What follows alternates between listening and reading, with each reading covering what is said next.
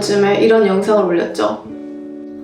개인적으로는 영어 일기 쓰는 게 영작 연습 중에는 최고인 것 같아요. 일기라고 해서 뭐 무조건 하루에 있었던 일을 좀 지루하게 맨날 반복되는 그런 걸 적어야 하는 게 아니라 필사도 할 수 있고, 그리고 다른 책 참고해서 할 수도 있고, 영상을 참고해서도 일기를 쓸 수 있죠. 이름은 일기라고 붙었는데 수필에 가까운 글을 쓰게 될 수도 있어요. 이 영상에 보면 이제 6가지 방법이 나와 있거든요. 이 6가지 방법을 바로 실천할 수 있으면 좋은데 이 실천이 좀 어려울 때가 있어요. 한 번도 글을 써본 적이 없는데 갑자기 글을 써야 된다면 가지고 있는 게 없으니까 글이 안 나오거든요. 한국어로만 생각나고 이 표현을 도대체 어떻게 영어로 하는 거지? 하면서 사전만 찾다가 일기는 못 쓰고 끝나는 경우도 있어요. 보통은 뭐 토플이나 아니면 토익 라이팅 아니면 IELTS 라이팅, 이런 라이팅 시험을 준비할 때 급하게 영작 연습을 하는 분들이 많고, 평소에는 영어로 글을 전혀 안 쓰는 분들이 아주 많아요. 그래서 뭐 2-3달 동안 표현 좀 보고 뭐 영작 연습하고 이런다고 점수가 오를 거라고 생각하지만, 사실 평소에 글 쓰는 연습을 안 해두면 갑자기 글을 잘 쓰기는 좀 힘들겠죠. 오늘 이 영상에서 이야기할 거는 총 2가지예요. 첫 번째는 영작하는데 좋은 책을 하나 소개해 드릴 거고요. 두 번째는 저번 일기 영상에 달렸던 댓글 중에 하나에 대답할 거예요. 그 댓글이 뭐였냐면, 일기를 쓸 때 내가 쓴 문장이 틀리면 어떻게 해요? 라는 질문을 몇 분이 하셨거든요. 그거에 대한 해결책을 좀 얘기해 보도록 할게요.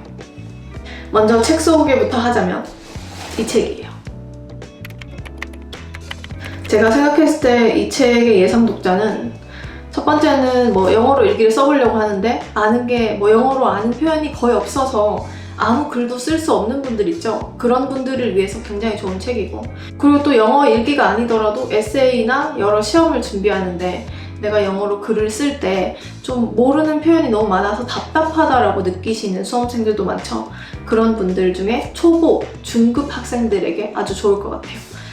고급인 학생들이 보기에는 조금 쉬운 책이거든요. 그래서 중급 이상의 학생들이 볼 수 있는 영작책은 다음번에, 다음 주나 아니면 다음 달 정도에 소개해드릴 예정이고, 이미 책은 골라왔어요. 이 책은 초중급 학생들이 보기에 좋다라고 생각하시면 되고, 그리고 이 책은 이제 얼핏 보면요, 다른 영작책이랑 별로 차이가 없어 보여요. 첫 부분에 약 70쪽 정도는 영어 영작하는 방법을 패턴화해서 30개 정도 표현을 보여주거든요. 보통은 토플 라이팅이나 IELTS 라이팅이나 토익 라이팅 시험 교재를 보면 여기 앞에 70쪽까지 나와 있는, 그러니까 이런 방식의 책인 경우가 많거든요. 예를 들면은 뭐 어디에 갔다, 어디에 다녀왔다 라는 표현을 이렇게 영어로 가르쳐 준 다음에 이 표현을 사용해서 여러 가지 문장을 영작하게, 번역하게 시켜요. 만약에 이렇게 앞부분이 계속 뭐 뒤까지 계속 됐다면 제가 이 책을 고르지 않았을 것 같아요. 왜냐면 대부분 책이 이렇게 생겼으니까 특이한 것도 없고, 그리고 크게 도움이 되지도 않아요. 그런데 이 책의 진짜 보석은 76쪽부터 시작돼요. 이제 챕터 1에서 날씨, 계절이라고 적혀있죠. 여기 76쪽부터 시작해서 이 책이 굉장히 두껍거든요. 700쪽에 달하는데 이 뒷부분이 전부 다 표현이 정리되어 있어요. 그냥 교과서적인 표현이 정리되어 있는 게 아니라, 제가 화면에 몇 장 정도 띄워볼게요. 보통 학생들이 영어 일기를 쓰거나 에세이를 쓸 때 쓰고 싶어 할 만한 표현이 정말 거의 다 적혀 있어요. 한글 영어 표현을 1:1로 옮겨놨고요. 날씨 하나만 가지고 거의 50개의 다른 표현을 적어두거나, 아니면 뭐 괴로운 감정을 표현하는 30가지 표현, 이렇게 수록되어 있어요. 좀 짧고 쉽고 간결한 표현을 위주로 적어놨고요. 조금 단어가 어려우면 이렇게 아래에 의미를 적어놨어요. 솔직히 이 책 보고 굉장히 놀랐거든요. 어떻게 거의 600페이지에 글자도 별로 크지 않아요. 어떻게 이렇게 많은 표현을 모을 수 있지라는 생각이 들어서 제가 이렇게 앞쪽을 봤어요. 이게 언제 출판된 책이고, 뭐 개정은 몇 번 되었고 이런 걸 봤는데, 초판 1세 발행이 2005년이고요.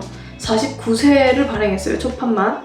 그리고 2, 3판 이렇게 더 나왔고, 3판이 2019년에 나왔어요. 그러니까 저자가 계속해서 이 책을 업데이트 시키고, 그리고 계속 애정을 가지고 키우는 그런 책이라고 보시면 될 것 같아요. 책 사용법은 간단해요.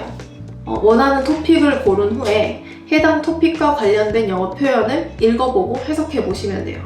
뭐 지금 수준에 따라서 뭐 영작을 바로 하기는 좀 힘들고, 여기에 적혀있는 영작문을 해석하는 것부터 좀 힘들 수도 있거든요. 그런데 여러 번 읽어서 이제 해석은 충분히 편하게 할 수 있는 만큼 먼저 읽고요. 그 다음에 해석은 충분히 된다. 이렇게 된 이후에는 한글로 적힌 부분을 보고 영작을 하셔도 좋고, 내가 지금 쓰고 있는 영어 일기나 아니면 에세이를 쓸 때 이 책을 참고 레퍼런스로 사용해서 이제 어떤 페이지에 어떤 내용이 있는지 알아야 레퍼런스로 사용할 수 있죠. 미리 읽어보고 이 표현은 나중에 내가 꼭 써봐야지. 별표나 형광펜 쳐놓은 다음에 일기 쓸 때, 에세이 쓸 때 이 책 펴서 같이 써보면 좋을 것 같아요. 이 책은 초보나 중급자를 위한 레퍼런스 도서로는 제가 봤을 때 시중에 있는 책 중에 가장 좋은 것 같고요. 물론 평소에 많이 읽고 들어야 한다는 사실은 변함없어요. 근데 아무것도 없는 백지 상태에서 바로 글을 쓰려고 하면 힘들 수 있죠. 그럴 때 이제 그 다리 역할을 해줄 수 있는 책으로 굉장히 좋은 책인 것 같아요. 그리고 이렇게 표현이 많이 적혀있는 700쪽 치고 가격도 별로 안 비싸요. 24,500원. 인터넷에서 사면 더 싸잖아요. 그러니까 거의 2만 원에 엄청 많은 표현을 배울 수 있으니까, 만약에 내가 영어 글쓰기를 시도해 보고 싶었는데 좀 참고할 도서가 없었다든지 평소에 영작 도서를 찾고 있었다면 저는 이 책을 강력하게 추천하고 싶어요. 그리고 또 오늘 해야 될 두 번째 얘기가 저번 영어 일기에 있었던 댓글이죠. 내가 쓴 글이 틀리면 어떻게 하냐. 이제 제가 항상 하는 얘기지만 틀려도 괜찮아요. 그리고 아마 틀릴 거예요. 틀리는 게 아주 당연하고요. 우리가 처음에 한국어를 배우고 글을 쓰게 되기까지의 과정을 한번 생각해 보세요. 처음에 아기들이 엉망으로 말하고 글 쓰죠. 근데 그 글을 부모님이 계속 너 그거 틀렸어, 이거 수정해주고, 그리고 또 일기를 학교에 써가면 선생님이 막 너 문법 이거 틀렸네, 단어는 이렇게 쓰면 안 돼, 뭐 논리는 이게 틀렸다, 이렇게 지적하지 않죠. 처음에 거의 10년, 15년은 지적받지 않고 사는 경우가 많아요. 그렇게 약간 엉망으로 말하고 쓰고 하다가 나중에 많이 읽고 글을 쓰면서 저절로 더 잘 쓰고 더 좋은 글로 수정되죠. 그런데 이제 이 기간이 굉장히 길어요. 모국어로는 제가 봤을 때 적어도 15년에서 20년 정도가 걸리고요. 그리고 외국어로 봤을 때도 유사하게 걸리는 것 같아요, 기간이. 많이 읽고 들으면 저절로 더 좋은 글을 쓸 수 있고 저절로 좀 오류도 고쳐지긴 하는데, 그런데 당장 문장을 쓰고 나서는 좀 찝찝할 수 있어요. 이게 좀 올바른 문장인지 확인도 해보고 싶고, 그럴 때는 이제 크게 두 가지 방법을 써볼 수 있어요. 첫 번째는 그래멀리라는 앱인데요. 이제 이 그래멀리라는 앱은 문법 오류를 잡아주는 프로그램이에요. 프리미엄 버전은 유료 버전이거든요. 그런데 돈을 내지 않고 프리 버전으로 사용해도 기본적인 문법 오류를 아주 잘 잡아주는 편이에요. 그래서 영어 일기를 쓰거나 뭐 에세이를 쓸 때 그래멀리에 한번 돌려서 내가 이제 제대로 쓰고 있는지 확인해 보실 수 있고요. 그런데 그래멀리는 기본적으로 프로그램을 돌리는 거기 때문에 문법 규칙에 어긋나지 않으면 어색한 표현을 잡아주거나 이렇진 않거든요. 그래서 만약 글을 쓰는데 이 표현이 어색한 건지, 문법적으로는 맞더라도 이 표현이 어색한지, 아니면 뭐 정말 외국인들이, 뭐 미국인이나 영국인들이 이 표현을 사용하는지 궁금하다면 이제 영어 포럼을 이용해 볼 수 있어요. 영어 포럼은 제가 3개 추천해 드릴게요. 이렇게 3개. 첫 번째는 쿼라라는 사이트예요. 여기는 제가 알기로 페이스북 출신의 엔지니어가 만들었고요. 네이버 지식인의 영어판이라고 보시면 돼요. 되게 여러 가지 질문, 모든 분야의 질문을 다룬다고 보시면 되는데, 저희가 뭐 영어 질문을 하고 싶을 때는 여기 잉글리시 그래머 토픽에 들어가셔서 질문을 남길 수 있어요.